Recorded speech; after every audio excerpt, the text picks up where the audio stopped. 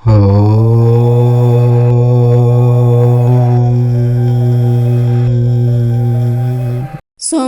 రోజు చేతిలో ఈ ఒక్క ఆకును పట్టుకొని ఏ కోరిక కోరుకున్నా నెరవేరుతుంది, కోరుకున్నది తప్పక జరిగి తీరుతుందని పండితులు అంటూ ఉన్నారు. వృక్షాలలో కొన్ని వృక్షాలకు అతీత శక్తులు ఉంటాయి. కొన్ని వృక్షాలు మన మాటలను వినగలవు, మరికొన్ని చెట్లు మన కోరికలను తీర్చగలవు. అసలు సోమవారం రోజు ఏ ఆకును చేతిలో పట్టుకుంటే కోరికలు నెరవేరుతాయో ఇప్పుడు మనం ఈ వీడియోలో తెలుసుకుందాం. అంతకన్నా ముందు చిన్న కథను గురించి ఇప్పుడు మనం విందాము. పూర్వం కురు పాండవ సంగ్రామంలో ఎవరి పక్షాన చేరకుండా ఉండిపోయింది ఇద్దరు. ఒకరు బలరాముడు, మరొకరు రుక్మిణి. బలరాముడికి మహాజన క్షేకరమైన కురు పాండవ యుద్ధం ఇష్టం లేదు. ఈ అభిప్రాయాన్ని ఆయన కృష్ణుడి ఎదుట చాలాసార్లు వ్యక్తం చేశాడు. బంధుమిత్రులు, క్షత్రియులు అందరూ కూడా క్షేమంగా ఉండాలని ఆయన కోరుకున్నాడు. కానీ తమ్ముడు ఏ పని చేస్తే దానినే బలరాముడు అంగీకరిస్తాడు.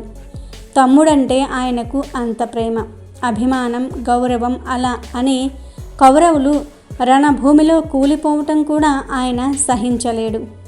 అన్నదమ్ములు ఒకరినొకరు చంపుకోవాలనుకోవటం ఆయనకు బాధ కలిగించింది. అందుకే తీర్థయాత్రల పేరుతో సరస్వతీ నది తీరానికి వెళ్ళిపోయాడు.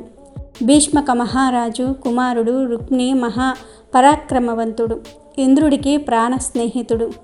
ఇతన్నే హిరణ్య రోముడని కూడా పిలుస్తూ ఉంటారు. రుక్మిణీదేవికి స్వయంగా అన్నగారు.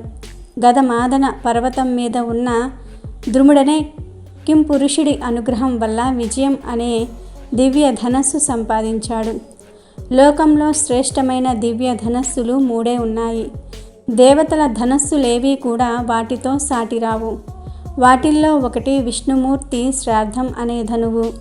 శత్రువులకు దాని పేరు చెప్తేనే నిద్రహారాలు ఉండవు. శ్రీకృష్ణుడు దానిని ధరించాడు. మరి ఒకటి గాంధీవం.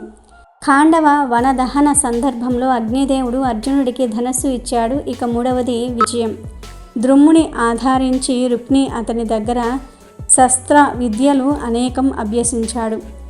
మేఘ గర్జన వలె ధ్వనించే విజయ నామక చాపాన్ని అతని నుంచి సంపాదించాడు రుక్మిణి. రుక్మిణీదేవిని వివాహం చేసుకోవడానికి శ్రీకృష్ణుడు ఆమెను రథం మీద తీసుకుపోతూ ఉంటే రుక్మిణి బల గర్వితుడై డాంబికాలు పలుకుతూ కృష్ణుణ్ణి ఎదిరించి నిందారోపణలు చేశాడు. తీరా కృష్ణుడు రథం నిలిపి బలాబలాలు చూసుకుందాం రమ్మని పిలిస్తే ఎదుర్కోలేక అవమానాల పాలయ్యాడు. కురు పాండవ సంగ్రామం జరగబోతుందని తెలిసి ఒక అక్షోహిణి సేనతో పాండవుల దగ్గరకు వెళ్ళాడు రుక్మిణి. పాండవులు అతన్ని సాదరంగా ఆహ్వానించి గౌరవించారు. అతిథి సత్కారాలు అందుకున్నాక రుక్మిణి అందరూ వింటూ ఉండగా పార్థుని పిలిచి, అర్జున, రాబోయే సంగ్రామం గురించి బాధపడుతూ ఉన్నావేమో. నేను నీకు అండగా ఉంటాను. నా అండదండల వల్ల నీకు విజయం తథ్యం. నన్ను మించిన పరాక్రమవంతుడు లేడు. పైగా నా దగ్గర తేజోమయమైనటువంటి ధనస్సు ఉంది. దానితో ద్రోణ, భీష్మ, కృపాచార్యాది కౌరవులను క్షణాల్లో మట్టి కరిపిస్తాను. ఈ రాజ్యం నీ వశం చేస్తాను, సరేనా అన్నాడు. అర్జునుడు నవ్వుకున్నాడు.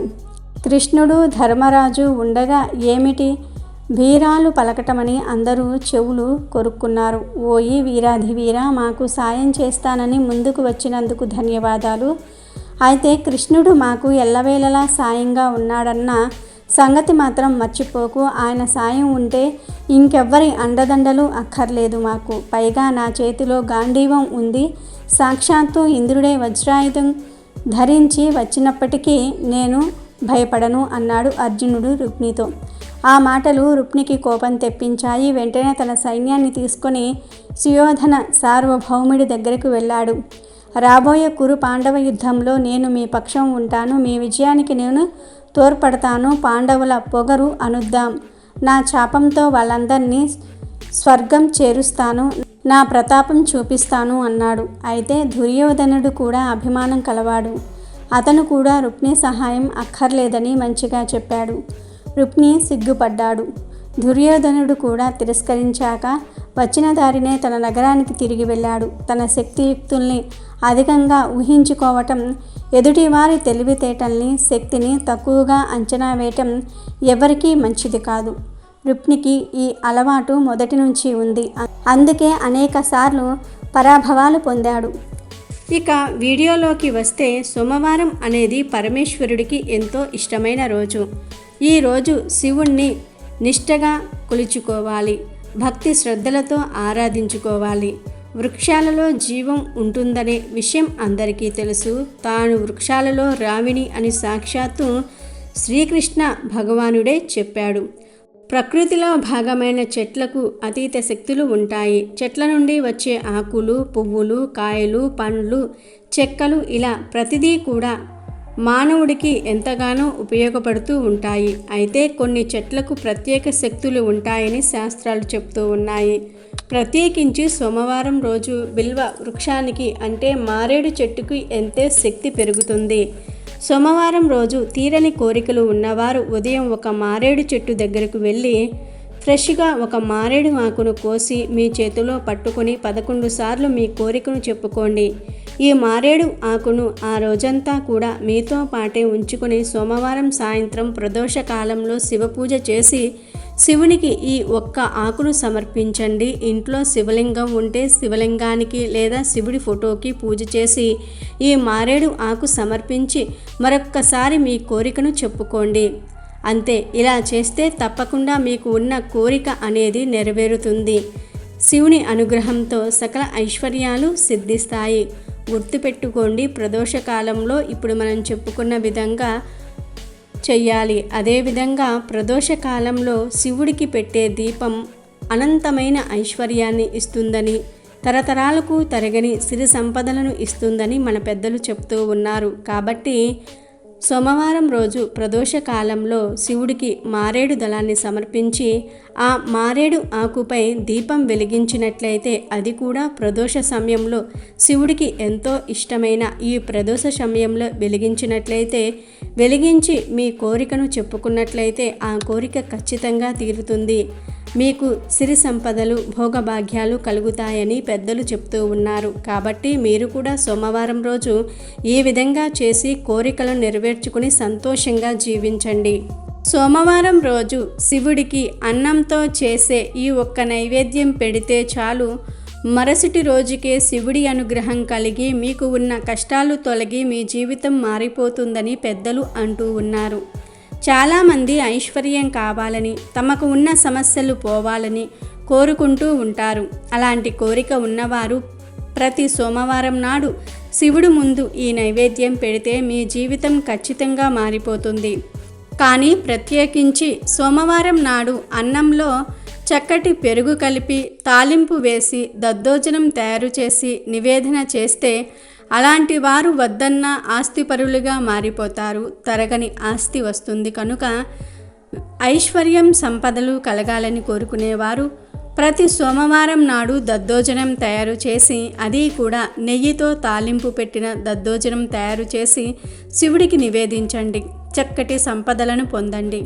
సోమవారం నాడు ప్రదోష సమయంలో చక్కగా స్నానం చేసి లేదా కాళ్ళు చేతులు కడుక్కుని పూజ గదిలో పరమేశ్వరుడి ఫోటోని సిద్ధం చేసుకొని గంధం కుంకుమలతో బొట్లు పెట్టండి. మారేడు దళాలతో అర్చన చేయండి. శివలింగం ఉంటే అభిషేకం చేయండి. దద్దోజనాన్ని మర్చిపోకుండా నైవేద్యంగా పెట్టండి.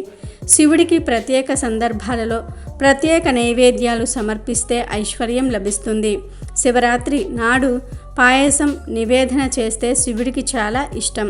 పర్వదినాలలో అంటే మాస శివరాత్రి, కార్తీక మాసాల్లో శివరాత్రి సమయాల్లో శివుడికి పులిహోర, పాయసం, దద్దోజనం ఈ 3 అన్నాలు కూడా నివేదన చేస్తే ఈశ్వర అనుగ్రహం చాలా తొందరగా పొందుతాము.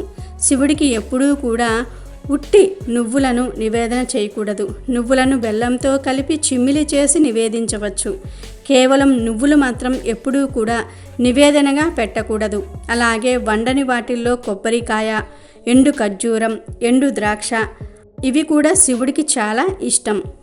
కానీ సోమవారం నాడు మాత్రం తప్పక ఈశ్వర ప్రీతి కోసం దద్దోజనం నివేదన చేస్తే అనుకున్న కోరికలన్నీ కూడా తీరుతాయి.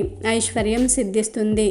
పంచదారను శివుడికి నివేదించిన వారికి గొప్ప ఐశ్వర్యం లభిస్తుంది. కాబట్టి ఈశ్వరుని అనుగ్రహంతో ఐశ్వర్యం పొందాలని కోరుకునేవారు సోమవారం రోజు శివుడికి ఈ నైవేద్యం పెట్టండి. ఐశ్వర్యాన్ని పొంది సంతోషంగా జీవించండి. Thank you for watching our video. Please do subscribe and like the video.